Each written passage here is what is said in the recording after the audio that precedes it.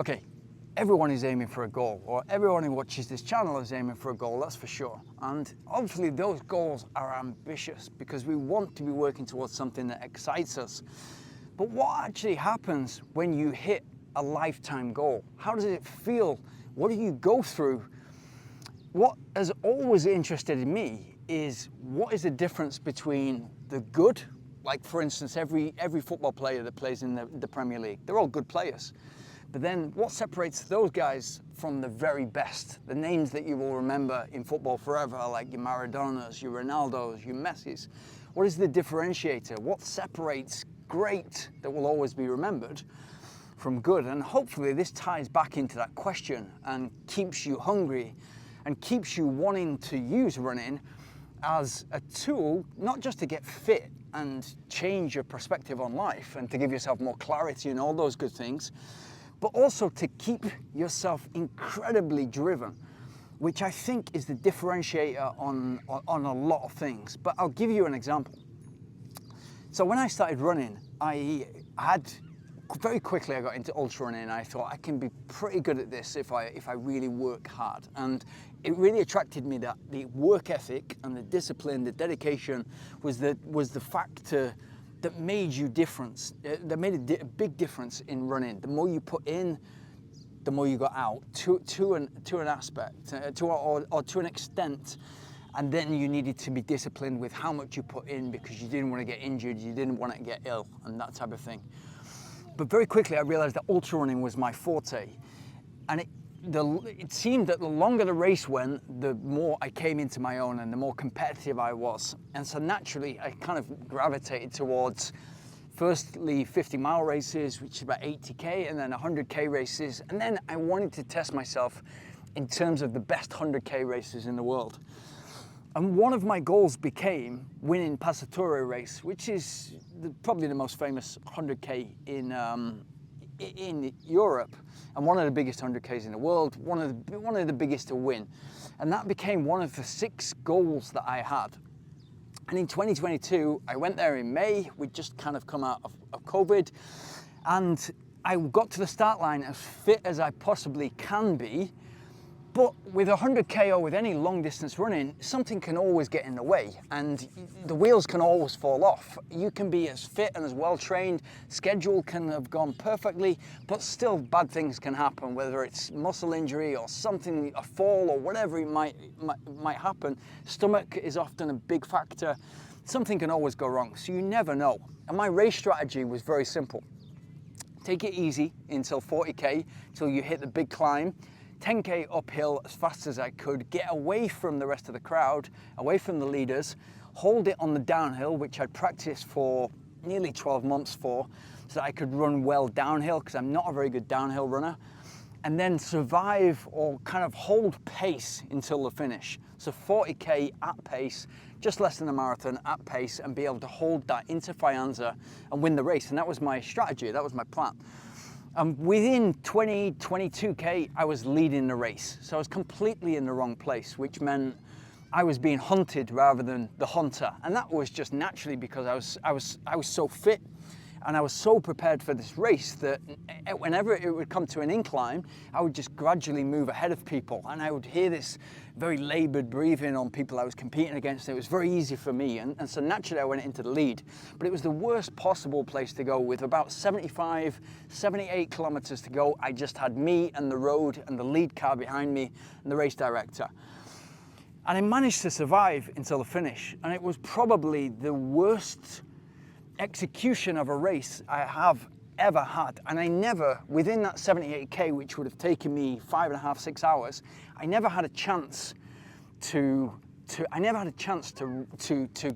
either soak in the atmosphere, soak in the wind, or relax at any moment, because I was just being chased.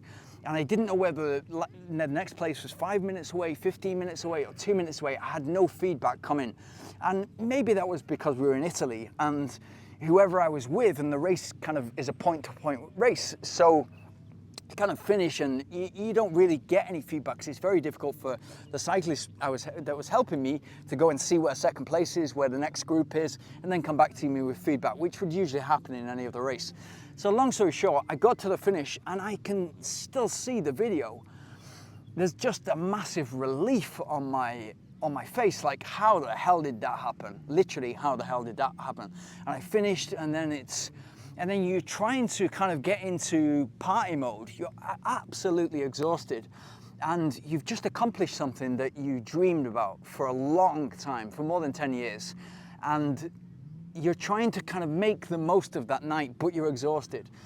And so, somebody hands me a Peroni, somebody hands me another beer, and you're kind of trying to get into it. I've got to go back to my hotel room in order to freshen up because I'm just kind of stink and full of sweat, and then I'm just trying to freshen myself up and come back and enjoy the party with the other runners.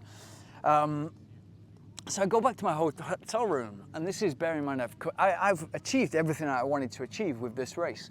And I go in the shower and I sit on the bed, and I'm literally drinking a glass of whiskey. I wouldn't have usually drank it, but it was kind of like I have this relationship with my nan where we used to drink whiskey together when I was young, and so I kind of wanted to thank her or toast her something. It kind of got very kind of reflective, and I was just sat there in my hotel room with a glass of whiskey, and I could see all the party from my bedroom window because I had a room overlooking the square, and everything was outside. Like all the glory, all the commotion was all outside. People were finishing still, and I should have been there, but all I wanted to do is kind of like go to bed, and just enjoy the moment that I had with my nan, and just have that. But then when I went out, I tried to enjoy the atmosphere. I tried to be involved with people.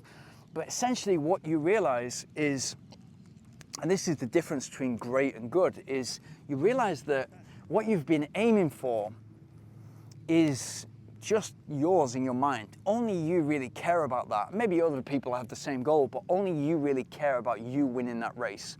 Nobody else cares. Your family, your friends, they may care a little bit that you're happy, or they care that you're happy, but they don't care about your individual goals.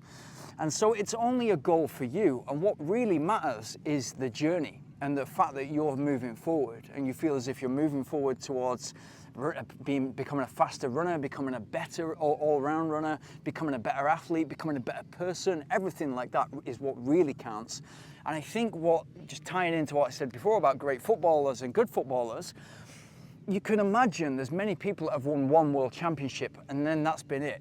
I think there's a famous story in Formula One of one guy that won, I want to say Niki Lauda and something else by James, can't remember his name, but he won once and that was it. He'd done it, and that was him. He was happy.